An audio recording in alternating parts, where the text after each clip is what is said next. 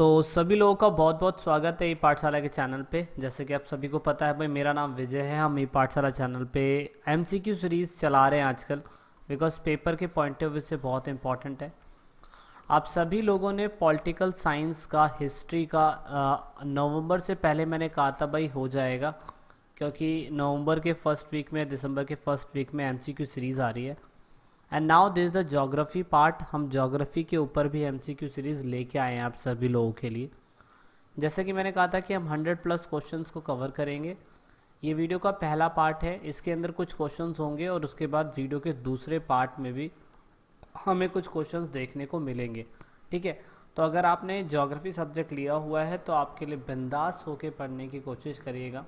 अगर आप सभी लोग क्या कहते हैं टेलीग्राम चलाते हैं, तो आपको जितने भी हम एमसीक्यू क्वेश्चंस करवा रहे हैं वो सारे के सारे फ्री ऑफ कॉस्ट आपको हम इनके साथ शेयर कर सकते हैं, मतलब टेलीग्राम पे शेयर कर सकते हैं, आपको वहाँ मिल जाएगा। दूसरा इंस्टाग्राम है, फेसबुक पेज है, ट्विटर है, अगर आप चलाते हैं तो ज़रूर ज्वाइन होइएगा। जितने भी हमारे लाइव अपडेट होते हैं क्लासेस के या और चीज़ों के, हम यहाँ पे भी शेयर कर देते हैं ताकि बच्चों को इन्फॉर्मेशन मिल सके। ठीक है, तो अगेन मैं आप सभी को बताने जा रहा हूँ कि वीडियो को 1.25x की स्पीड पे देखिएगा। ये स्पीड इसलिए स्मूथ है आप सभी लोगों के लिए कि आप बहुत कंफर्टेबल होकर चीज़ों को समझने की कोशिश कर सकते हैं। और मैं आपको बता दूं कि मैंने कुछ क्वेश्चंस को ब्लैंक छोड़ा हुआ है, जिसमें मैं कुछ आंसर्स आपसे भी चाहता हूं। ठीक है, और मैंने जितने भी एमसीक्यू क्वेश्चंस करवाए हैं उसका एक्सप्लेनेशन भी मैंने देने की कोशिश करी है।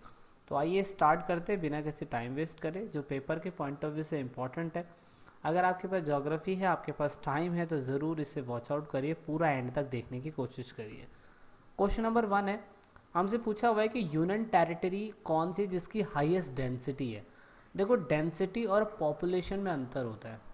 मतलब अगर हम यूपी की पॉपुलेशन देखें बिहार की पॉपुलेशन के कंपैरिजन में यूपी की पॉपुलेशन ज़्यादा है, पर डेंसिटी अगर देखें तो भाई बिहार की ज़्यादा है। डेंसिटी का मतलब ये होता है कि एक छोटी सी प्लेस पे अगर हम 1 किलोमीटर तक जाएंगे, 1 किलोमीटर के दायरे में हमें कितने लोग देखने को मिल जाते हैं। अब क्योंकि इसमें यूनियन टेरिटरी की बात पूछी हुई है, स्टेट की बात नहीं पूछी हुई है, तो आपको पता है अच्छी तरीके से कि 2021 के अकॉर्डिंग अभी हमारे पास 8 यूनियन टेरिटरीज बनी हुई है। ठीक है ना, 8 यूनियन टेरिटरीज है। उनमें से किस यूनियन टेरिटरी की हाईएस्ट हमें क्या कहते हैं पॉपुलेशन डेंसिटी देखने को मिलती है? तो एनसीटी दिल्ली, अंडमान निकोबार, चंडीगढ़ या पौंडीचेरी। तो इसका सही आंसर जो है वो है हमारा क्या कहते हैं दिल्ली। ओके, दिल्ली की अगर हम देखें तो 11,297 लोग, यानी कि 2011 के स्टैटिक्स के अकॉर्डिंग देखा जाए तो लगभग 11,000 लोग हमें 1 किलोमीटर पे देखने को मिल जाते हैं। मतलब इतना बड़ा है। मुझे ऐसा लगता है कि पूरे भारत में सबसे ज़्यादा डेंसिटी वैसे भी दिल्ली की है, और सबसे कम कहाँ की है? अरुणाचल प्रदेश की। कितनी है? 17 व्यक्ति 1 किलोमीटर में हमें दिखाई देते हैं। तो सबसे कम पूछ ले तो आप दिल्ली डाल दीजिएगा, सबसे ज़्यादा पूछ ले, सॉरी सबसे ज़्यादा पूछ ले तो दिल्ली डाल दीजिएगा। इसमें ज़्यादा पूछा इसलिए इसका ऑप्शन ए ठीक है। सबसे कम पूछेगा तो भाई आप लोगों को क्या करना पड़ेगा? आप लोगों को अरुणाचल प्रदेश डालना पड़ेगा। लेकिन पूरे भारत की डेंसिटी आप देख सकते हो, मैंने पूरे भारत की भी इसमें डाली हुई है। पूरे भारत की डेंसिटी कितनी है? 382 है ना। 382 मतलब 2011 के आंकड़ों के अनुसार पूरे भारत की डेंसिटी हमें 382 देखने को मिलती है। 2000 स्टैटिक्स 21 के नहीं आए हैं, तो एग्जामिनर आपसे 2021 के स्टैटिक्स नहीं पूछ सकता। ठीक है, तो आपसे 2011 के ही पूछेगा, तो इसलिए आपको ये याद रखना पड़ेगा। ओके, अच्छा, पूरे स्टेट्स की कितनी ज़्यादा है? स्टेट्स की किसकी हाईएस्ट है? बिहार की हाईएस्ट है। ठीक है ना, इस स्टेट में बिहार की सबसे हाईएस्ट है, आपने इतना याद रखना है। अच्छा, दूसरा क्वेश्चन है, इसमें पूछा हुआ है कि डेवलपमेंट को अगर हम देखें तो हमें डेवलपमेंट को करेक्ट अप्रोच की तरह अगर अपनाना है तो इसमें सही अप्रोच क्या रहेगी? सही अप्रोच क्या रहेगी? Spatial organisation, regional organisation, areal differentiation, humanist approach, ये कौन सी अप्रोच है? तो this is the blank question for you. ये ब्लैंक है। अगर आप लोगों ने डेवलपमेंट वाला चैप्टर पढ़ा होगा, डेवलपमेंट यानी कि विकास वाला चैप्टर पढ़ा होगा, तो उसमें सीक्वेंस वाइज बताने की कोशिश करिए।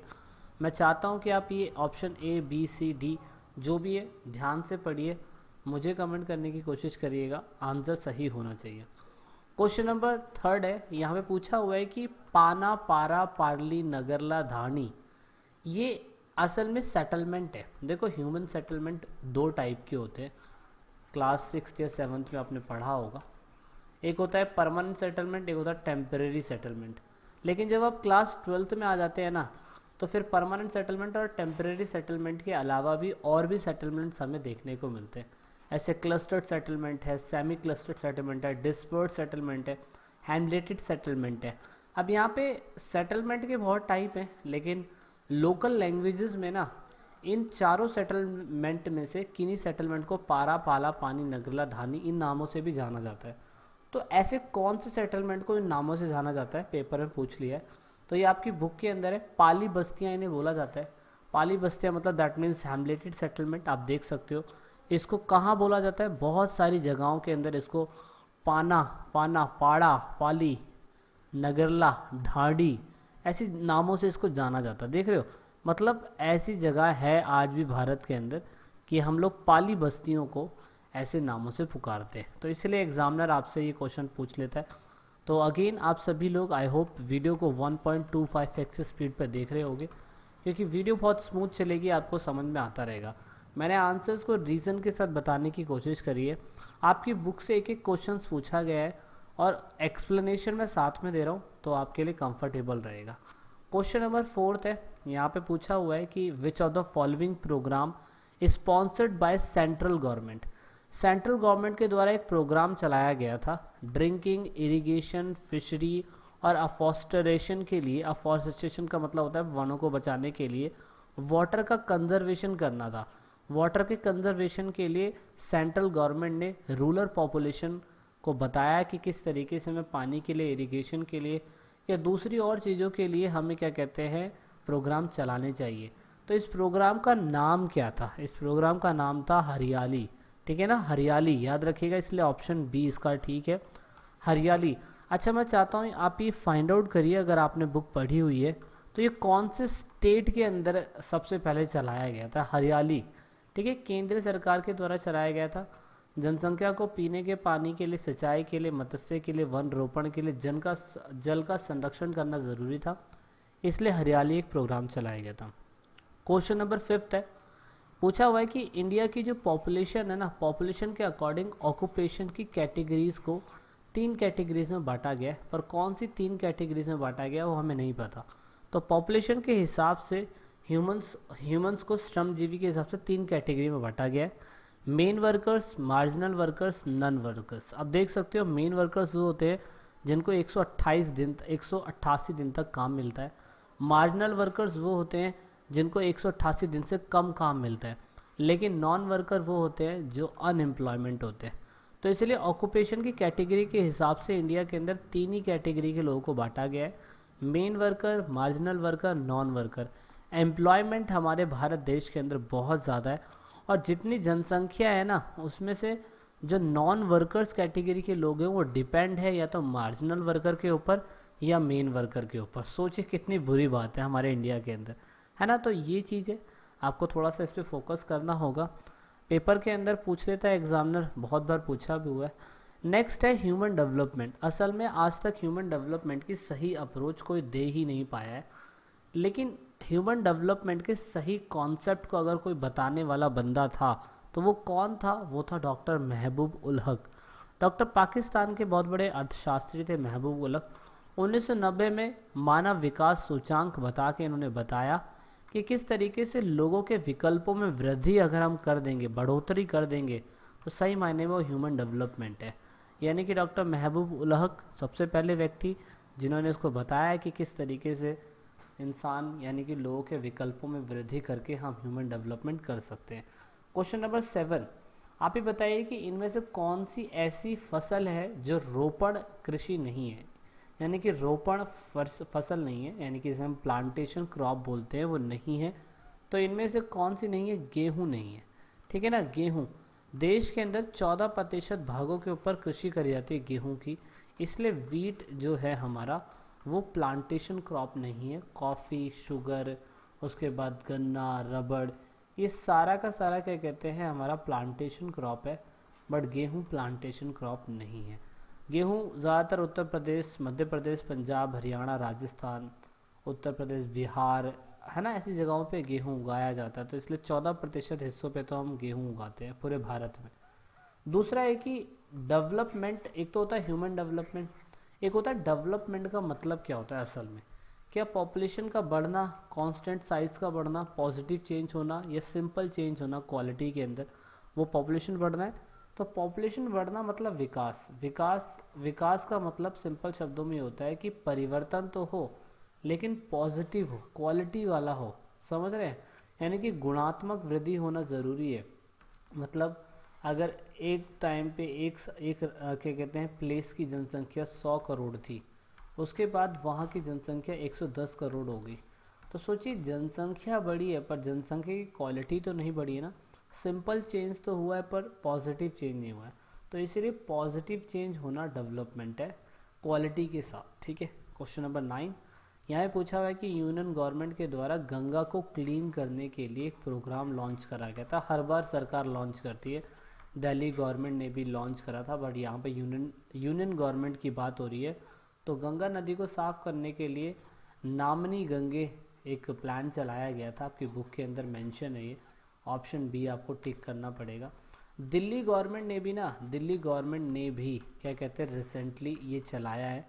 तो मैं चाहता हूँ कि आप दिल्ली गवर्नमेंट के द्वारा जो भी प्रोग्राम चलाया गया है आप ज़रूर फाइंड आउट करिएगा, बिकॉज ये कहीं कहीं पीसीएस के एग्ज़ाम में, कहीं यूपीएससी के एग्ज़ाम में भी पूछा जा सकता है। ठीक है, इसीलिए आपको इसको पढ़ना होगा। क्वेश्चन नंबर 10 आपसे पूछा हुआ है कि इंडस्ट्रियल सिटी इनमें से कौन सी नहीं है। इंडस्ट्रियल सिटी का मतलब होता है औद्योगिक केंद्र, जहाँ पे उद्योग ज़्यादातर बसे होते हैं। तो हमारे इंडिया के अंदर उद्योग है, औद्योगिक केंद्र मुंबई, सेलम, कोयम्बतूर, मोदी नगर, जमशेदपुर, हुगली, भिलाई, ऐसी जगहें हैं। बट चंडीगढ़ जो है ना, चंडीगढ़ वो इंडस्ट्रियल सिटी नहीं है, इसलिए इसमें पूछा हुआ कौन सी नहीं है, तो इसलिए ये नहीं है। दूसरा है मेथड ऑफ माइनिंग। माइनिंग का मतलब तो आपको पता ही होगा।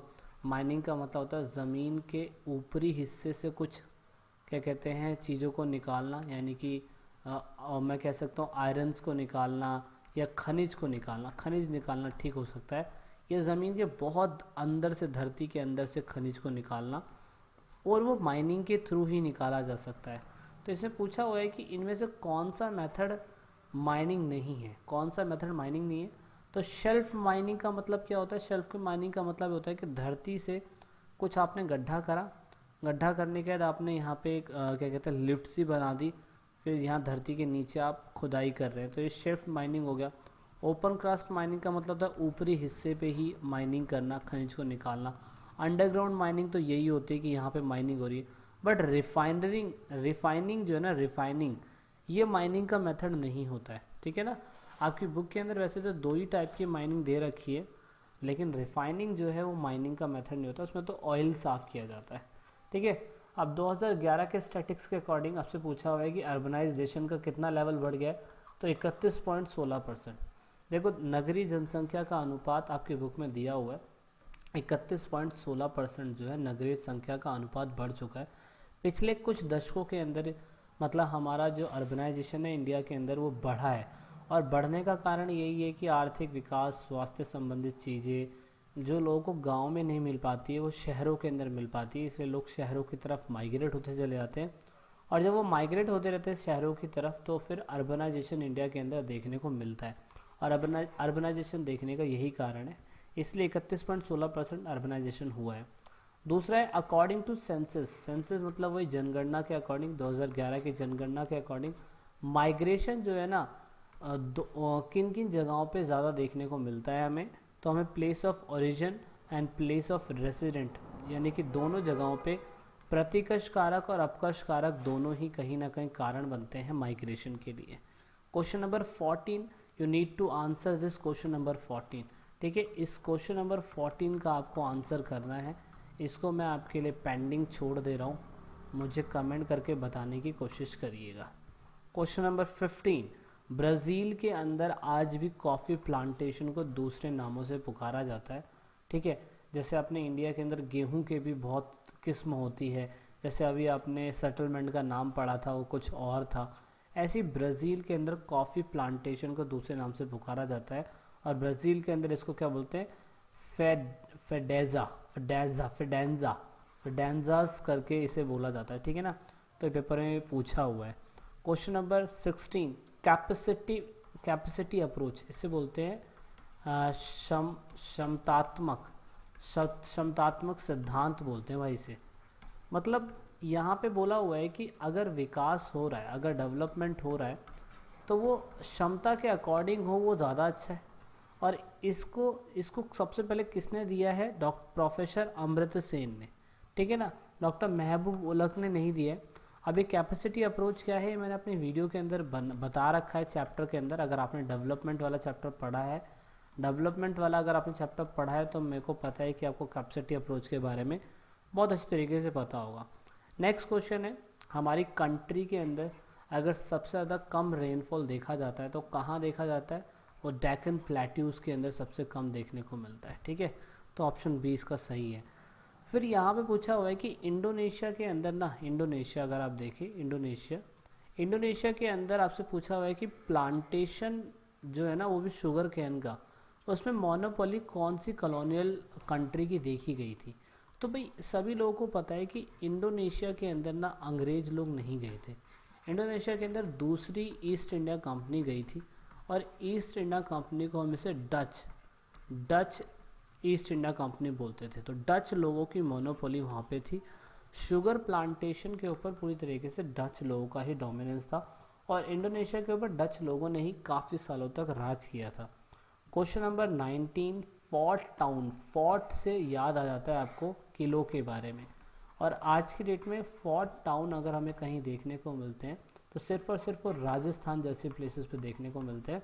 इसीलिए हमें जयपुर, कुंभलगढ़ है ना, भानगढ़, अजबगढ़, जैसलमेर, जयपुर ऐसी जगह जहाँ पे आज ये फोर्ट देखने को मिलते हैं, इसलिए इन्हें फोर्ट टाउन बोला जाता है। क्वेश्चन नंबर 20, यहाँ पे पूछा हुआ है कि नेचुरलाइजेशन ऑफ ह्यूमन क्या है? नेचुरलाइजेशन ऑफ ह्यूमन का मतलब ये होता है कि जब व्यक्ति पूरी तरीके से नेचर से डरता था, नेचर को इंसान मानता था, तो उसे हमने क्या बोला? नेचुरलाइजेशन ऑफ ह्यूमन बोला। नेचुरलाइजेशन ऑफ ह्यूमन का मतलब ये हो गया कि प्रकृति का मानवीकरण, नहीं मानवीकरण मतलब समझ रहे हो, मतलब जहाँ पे प्रकृति को इम्पोर्टेंट माना जा रहा है। और इस कॉन्सेप्ट को क्या नाम दिया गया था ज्योग्राफी के अंदर? इसे बोलते थे इन्वायरमेंटल डिटर्मिनिज्म। मतलब जब इंसान की एक्टिविटी को कंट्रोल करने के लिए इंसान क्या कहते हैं, मैं कह सकता हूँ नेचर को इम्पोर्टेंट मानता था। मतलब जब वो कहता था कि नेचर बहुत इम्पोर्टेंट है, नेचर के खिलाफ नहीं जाना चाहिए, तो इस हिसाब से फिर व्यक्ति के कामकाज जो था वो नेचर डिपेंड करता था, नेचर डिसाइड करता था, और इसे हमने इन्वायरमेंटल डिटर्मिनिज्म का नाम दिया। तो क्वेश्चन नंबर 20 के अंदर नेचुरलाइजेशन ऑफ ह्यूमन की बात करी गई थी, एंड आई होप आप सभी लोगों को ह्यूमनिज्म ऑफ नेचुरलिज्म के बारे में पता होगा। मतलब शुरुआती समय में नेचर जो था वो इंसान की एक्टिविटी को कंट्रोल करता था, इसलिए इसे हमने इन्वायरमेंटल डिटर्मिनिज्म का नाम दिया। लेकिन बाद में ये चीज़ उल्टी हो गई, मतलब इंसान धीरे धीरे कुदरत के नियमों को समझने लग गया, और फिर उसने अपनी एक्टिविटी को ऐसे कर दिया कि वो नेचर को समझ गया और नेचर को बेवकूफ़ बनाने लग गया। तो उस चीज़ को क्या कहा गया, ठीक है, उस चीज़ को क्या कहा गया वो भी बताया गया है, मैंने अपनी वीडियो के अंदर बताया था, तो उसे फाइंड आउट ज़रूर करिएगा। क्वेश्चन नंबर 21 है, इसमें पूछा हुआ है main feature of rural settlement. अगर इंसान कहीं ना कहीं रूरल सेटलमेंट की तरफ रहने की कोशिश करता है, या रूरल के अंदर इंसान सेटलमेंट करता है, यानी कि गांव देहात जैसे इलाकों में इंसान सेटलमेंट करता है, तो क्यों करता होगा? तो ऑफकोर्स वो प्राइमरी एक्टिविटी के लिए करता है, क्योंकि primary activity, secondary activity, tertiary activity और क्वाटरनरी एक्टिविटी, ये चारों एक्टिविटी हमें अर्बन इलाकों में देखने को मिल जाती है, लेकिन रूरल इलाकों के अंदर हमें हमेशा प्राइमरी एक्टिविटी ही देखने को मिलेगी। इसलिए इंसान रूरल सेटलमेंट इसलिए करता है क्योंकि वो प्राइमरी एक्टिविटी वहाँ पे कर सकता है, ठीक है। क्वेश्चन नंबर 22 है, इसमें पूछा हुआ है कि कौन से सेक्टर के अंदर हाईएस्ट परसेंटेज पूरे भारत का टोटल नंबर ऑफ वाटर इस्तेमाल होता है। मतलब पूरे भारत के अंदर जितना भी पानी है, वैसे तो पानी बहुत ही कम बचा हुआ है, 0.0001% तो पानी पीने लायक बचा हुआ है, लेकिन पानी जो है ना, एक तो सरफेस के ऊपर भी है, मतलब धरती के ऊपर है, और एक धरती के अंदर भी पानी है। तो चाहे धरती के ऊपर वाला पानी हो चाहे धरती के अंदर वाला पानी हो, उसमें से सबसे ज़्यादा पानी अगर कहीं इस्तेमाल करा जाता है तो कहाँ इस्तेमाल करता है, इंडस्ट्रीज़ में, एग्रीकल्चर में, कॉमर्स में या डोमेस्टिक में। तो लोगों को लगता होगा शायद से घर के अंदर इस्तेमाल करा जाता है, लेकिन ऐसा कुछ नहीं है। सबसे ज़्यादा पानी एग्रीकल्चर के अंदर इस्तेमाल करा जाता है, कृषि के अंदर। यानी कि अगर हम धरती का ही पानी देखें, धरती के ऊपरी वाले हिस्से को, उसमें से 89% तो हम लोग ऊपरी हिस्से का जो होता है पानी, वो हम सारा का सारा एग्रीकल्चर पे लगा देते हैं। उसके बाद धरती के अंदर वाला जो पानी होता है 92% वो हम एग्रीकल्चर में इस्तेमाल करते हैं। बाकी उसके अलावा फिर इंडस्ट्रीज़ में इस्तेमाल हो जाता है, फिर डोमेस्टिक यूज़ में भी इस्तेमाल हो जाता है। बाकी कॉमर्स में तो खैर यूज़ होता ही है भाई, हर जगह तो यूज़ होना है, लेकिन एग्रीकल्चर में सबसे ज़्यादा इस्तेमाल होता है। आई होप आप सभी लोग वीडियो को 1.25x की स्पीड पर देख रहे होगे, बहुत स्मूथ चल रहा होगा, मज़ा आ रहा होगा। वीडियो अच्छी लगती है तो लाइक ज़रूर करिएगा, बुरी लगती है तो डिसलाइक करिएगा। चैनल के साथ जुड़ना चाहते हैं तो जुड़ सकते हैं। Question number 23, introduce the concept of neo determinism. इसे बोलते हैं नव निश्चयवाद। नव निश्चयवाद की पॉलिसी किसने बनाई थी? तो यहाँ पे ये बहुत इंपॉर्टेंट है, Griffith Tyler. Okay, Griffith Tyler एक ऐसे व्यक्ति थे जिन्होंने न्यू डिटर्मिज्म पॉलिसी बनाई। इसे हम नव निश्चयवाद बोलते हैं। मतलब इंसान शुरुआती समय में क्या कर रहा था? इंसान शुरुआती समय में डर रहा था, किससे? पर्यावरण से, क्योंकि उसको लगता था कि वरुण देवता, अग्नि देवता है ना, इंद्र देवता, ये सारे भगवान हैं और इनसे इंसान को डरना चाहिए। तो शुरुआती समय में नेचर जो था वो इंसान की एक्टिविटी को क्या करता था? कंट्रोल करता था। लेकिन बाद में नेचर को इंसान समझ गया और इंसान ने फिर अपनी एक्टिविटी के हिसाब से नेचर को बनाना चालू कर दिया। लेकिन इस हिसाब से क्या हो रहा है कि नेचर ख़राब हो रहा है और इंसान अपना फ़ायदा तो ले ले रहा है, इंसान अपना फ़ायदा तो ले ले रहा है, लेकिन नेचर इससे ख़राब हो जा रहा है। इसकी वजह से ग्रिफिथ टायलर ने एक रुको और जाओ का सिद्धांत दिया। इसका मतलब उन्होंने बताया कि भाई देखिए, धरती के ऊपर पॉपुलेशन बढ़ेगी बढ़ेगी, तो हम सभी लोगों को क्या करना पड़ेगा? हम सभी लोगों को ऐसा कुछ सिस्टम बनाना पड़ेगा कि इन्वायरमेंट भी ख़राब ना हो और इंसान की ज़रूरतें भी पूरी हो सके। तो इसे हमने न्यू डिटर्मिज्म की पॉलिसी बोला, जिसे हम नव निश्चयवाद बोलते हैं। तो ये इंट्रोड्यूस करा गया था ग्रिफिथ टायलर के द्वारा सबसे पहले, और ये बहुत अच्छी बात भी है, जिससे आप कहीं ना कहीं सब्सटेंस एग्रीकल्चर के नाम से भी जानते हैं। क्वेश्चन नंबर 24 अगेन आप लोगों के लिए ब्लैंक है, ठीक है। आप इस क्वेश्चन को देख लीजिए, ध्यान से पढ़िएगा, मुझे इसका आंसर चाहिए हर हाल में, नहीं तो आप सोच लेना, ठीक है। क्वेश्चन नंबर 25, अब ये वाला क्वेश्चन है, ये तो मैप वाला है, तो ये उन बच्चों के लिए है जिनको दिखाई नहीं देता है या कम दिखाई देता है, बट मैंने फिर भी क्वेश्चन डाल दिया। क्वेश्चन नंबर यहाँ पे पूछा हुआ है 25, अफ्रीका कॉन्टिनेंट के अंदर सबसे बड़ा अगर कोई स्टेट है तो वो कौन सा है? 25 में दे रखा है, तो वो कौन सा है? अल्जीरिया। ओके, अल्जीरिया पे आपको टिक करना होगा, यही सबसे बड़ा स्टेट है। नेक्स्ट क्वेश्चन है, इसमें पूछा हुआ है कमर्शियल ग्रेन फार्मिंग अगर यूरोप के अंदर कहीं प्रैक्टिस करी जाती है, 26 ये पूछा हुआ है, तो इनमें से कौन सा है? तो वो स्टेपीज़ है, ठीक है ना। स्टेपी कमर्शियल ग्रेन एग्रीकल्चर के लिए सबसे ज़्यादा इस्तेमाल करी जाती है। क्वेश्चन नंबर 27, नॉर्थ अफ्रीका के अंदर, ये नॉर्थ अमेरिका के अंदर अगर कहीं पे भी सब्सटेंस एग्रीकल्चर होता है तो कहाँ होता है? नॉर्थ कनाडा के अंदर, ठीक है। नॉर्थ कनाडा वाला हिस्सा है ये, जहाँ पे सबसे ज़्यादा जीवन निर्वाह कृषि जो होती है वो करी जाती है। क्वेश्चन नंबर 28 है, इसमें पूछा हुआ है कि स्टेशन जो है ट्रांस कनेडियन रेलवे मतलब ये लास्ट में हैलीफैक्स से लेके और यहाँ लास्ट में वैंकूवर तक जोड़ता है ये, इसलिए इसका ऑप्शन ए बिल्कुल ठीक है, ठीक है ना। ऑप्शन ए इसका बिल्कुल ठीक है। नेक्स्ट क्वेश्चन है 29, आपको बताना है कि most heavy use inland water waves in the world कहाँ पे है? वो 29 ऑप्शन दे रखा है ये वाला, तो इसलिए हमें राइन वाटर वेव्स इसमें लगाना पड़ेगा, ठीक है। तो इसीलिए ये क्वेश्चन है। Question number 30, again you need to answer this. ये हमारे 30 क्वेश्चंस हो गए हैं, बाकी ये आंसर आपको लास्ट में करना है। वीडियो को एंड तक देखने के लिए बहुत बहुत थैंक यू। इसमें अभी हमने 30 MCQ कवर करे हुए हैं, बहुत रात हो गई है इसलिए मैं आगे वीडियो नहीं बना पा रहा था। सो दैट इज़ वाई आज के लिए इतना ही बहुत है। हम ज़रूर वीडियो के अगले पार्ट में मिलेंगे और हमने 100+ MCQ क्वेश्चंस करने हैं, तो हम MCQ के 100+ MCQ क्वेश्चन ज़रूर करेंगे और आपके लिए ज़रूर लेके आएंगे। तब तक के लिए वीडियो को एंड तक देखने के लिए बहुत बहुत थैंक्स। और अगर आप चैनल के साथ नए हैं तो जुड़ने की कोशिश करिएगा। सारे पीडीएफ नोट्स आते हैं तो टेलीग्राम पे जुड़ जाइएगा, सारे एमसीक्यू क्वेश्चंस आपको वहाँ फ्री ऑफ कॉस्ट मिल जाएंगे। ठीक है, this is it in this video. जय हिंद, जय भारत, आज़ाद रहे, गाज़ियाबाद रहे और हमारे वीडियोस देखते रहें।